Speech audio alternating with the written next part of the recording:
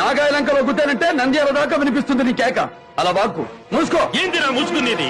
ఎవరనుకుంటున్నావు నన్ను? నాగాయ లంక నరసింహరాయుణ్ణి.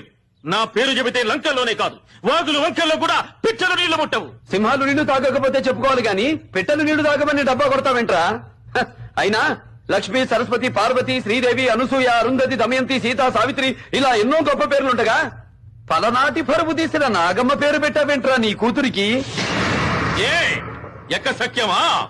నా ఇంటికొచ్చి నాకంటి ముందు నా కూతుర్ని అవమానిస్తావా?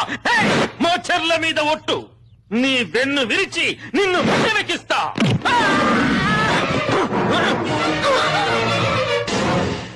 నేను లంకలో పుట్టిన సీమచంద్రకాయ బిందెను కానురా.